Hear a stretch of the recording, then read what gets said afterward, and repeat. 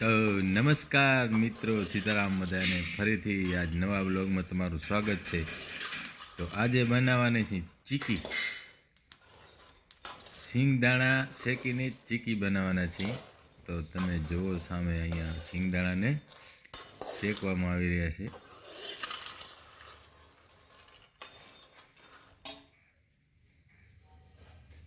આજે ટેસ્ટ અને કડક ચીકી બનાવવાના છે।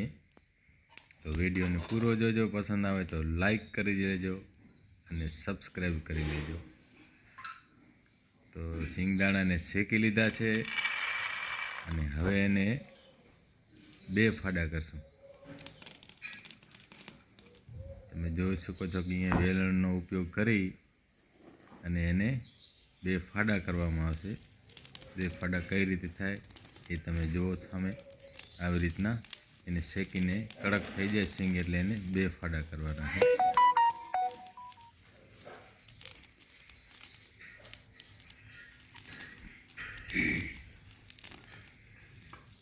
આવી રીતે કમ્પ્લીટ જ્યાં સુધી બે ફાડા ન થઈ જાય, ત્રણ ફાડા થઈ જાય તો પણ ચાલશે, પણ બે ફાડા તો થવા જ જોઈએ। તો આવી રીતે કરશો એટલે દાણા એકદમ ફર્સ્ટ ક્લાસ બે ફાડા ત્રણ ફાડા થઈ જશે। બધા દાણા જ્યાં સુધી ફાડા ન થઈ જાય ત્યાં સુધી આવી રીતના એને વેલણની મદદથી હલાવવાનું।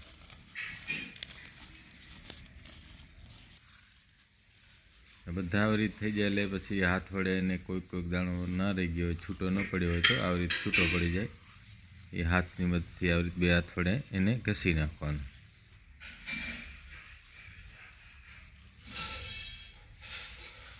ત્યારબાદ એને એના જે ફોતરા આવે એને સાફ કરી દેવાના છે।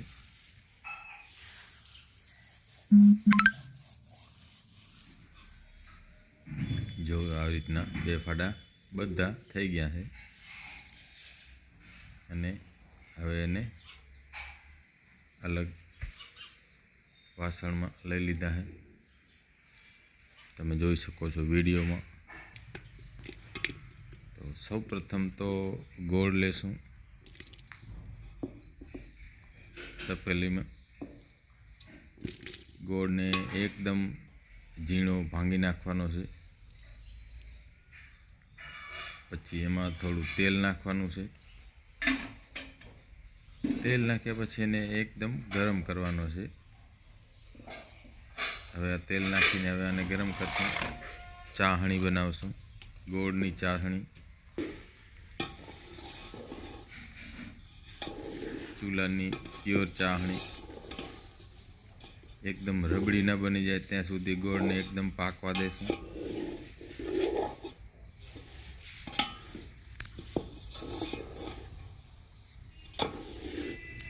ધીમે ધીમે હલાવતા રહેજો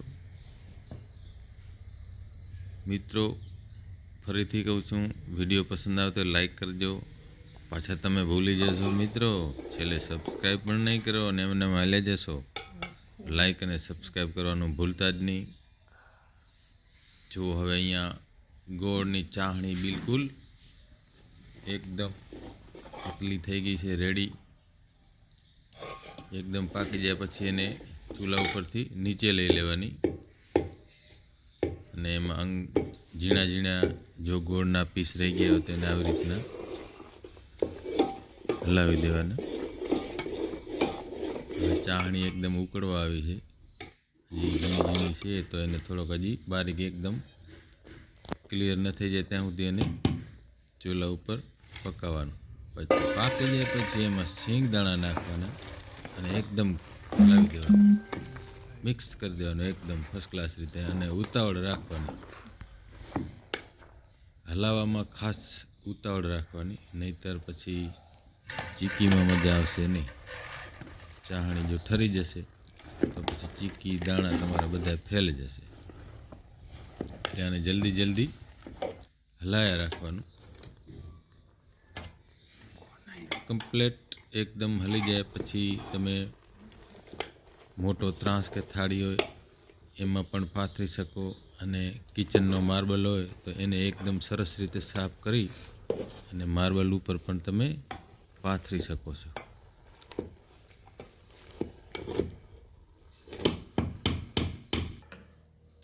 તો તમે જોઈ શકો છો કે આને માર્બલ ઉપર પાથરવામાં આવે છે અને વેલણથી આવી રીતના હલાવી નાખવાનું અને પહેલાં તેલ એને માર્બલ ઉપર ચોપડવાનું.